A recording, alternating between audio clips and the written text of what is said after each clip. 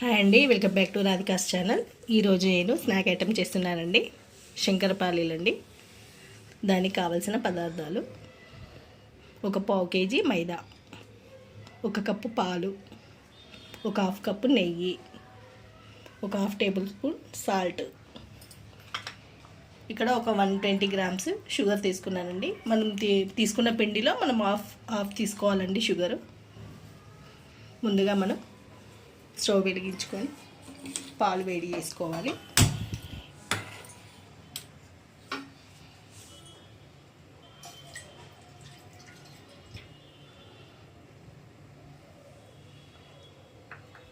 ఇందులోనే షుగర్ వేసుకోవాలి.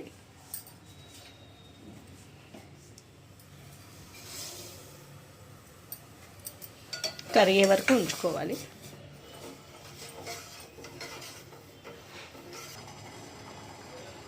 షుగర్ కరిగిపోయిందండి, పక్కకు పెట్టుకోవాలి. ఇది నెయ్యి కరగబెట్టుకోవాలి.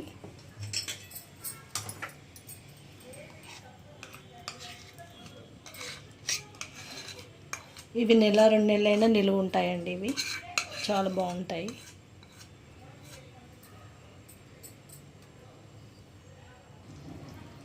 కరిగిపోయిందండి, పిండిలో పోసేసుకోవాలి.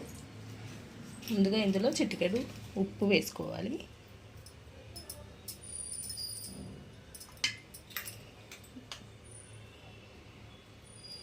మొత్తం కలిపేసుకోవాలి.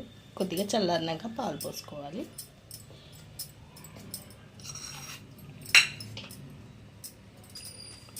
ముందుగా స్పూన్తో కలిపేసుకొని కొద్దిగా చల్లారిన తర్వాత చేతితో కలిపేసుకోవాలి.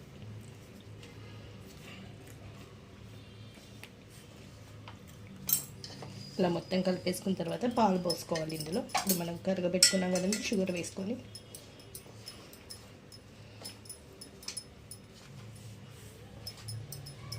ఇలా కలిపేసుకున్నాక ఇలా ముద్దలాగా రావాలండి. ఇలా అయిన తర్వాత పాలు పోసుకోవాలి. కొద్దిగా పోసుకుంటూ కలిపేసుకోవాలి. ఇంకొద్దిగా పాలు పోసుకొని కలిపేసుకోవాలి. కొద్దిగా సాఫ్ట్గానే కలుపుకోవాలండి. ఒక 1 అవర్ కానీ హాఫ్ అన్ అవర్ కానీ నానబెట్టుకోవాలి.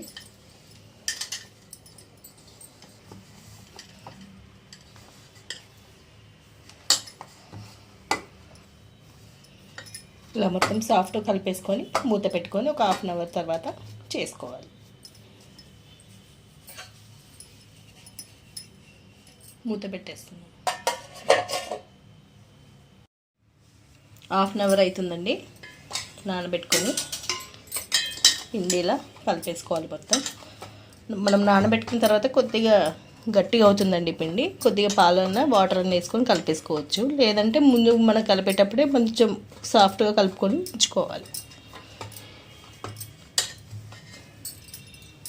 ముందుగా కొద్దిగా పిండి తీసుకొని ముద్దలా చేసేసి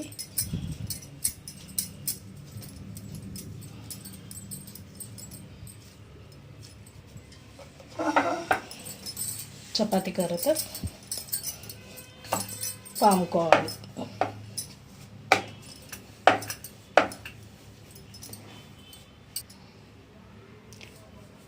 ఇది షేప్ రాకపోయినా ఏం కాదండి, ఎలాగో మనం కట్ చేసుకుంటాం వీటిని ముక్కలుగా.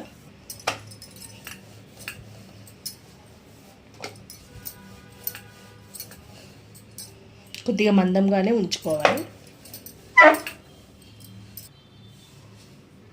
ఇలా పామేసుకొని కట్ చేసుకోవాలి.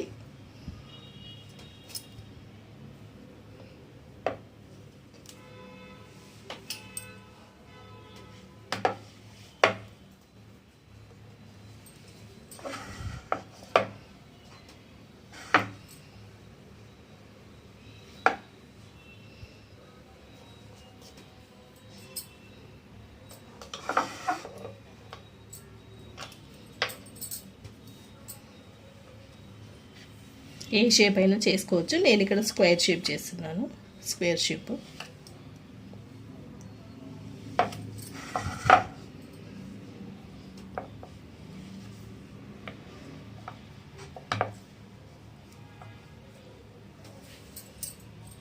ఇంత మందం ఉంటే సరిపోతుందండి. ఇలానే చేసేసుకుంటాను.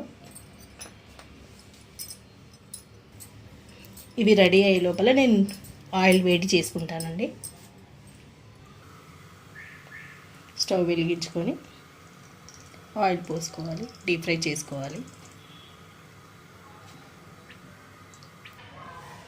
ఇలా అన్నీ రెడీ చేసి పెట్టుకోవాలండి.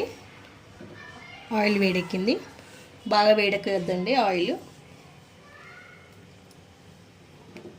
ఇలా వేస్తే ఇలా ఉండేటట్టు ఉండాలి, ఎక్కువ వేడి చేయొద్దు.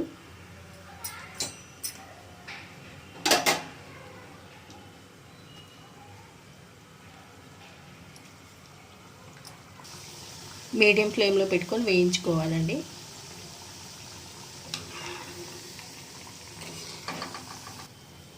ఇలా బ్రౌన్ కలర్లో వచ్చే వరకు వేయించుకోవాలండి.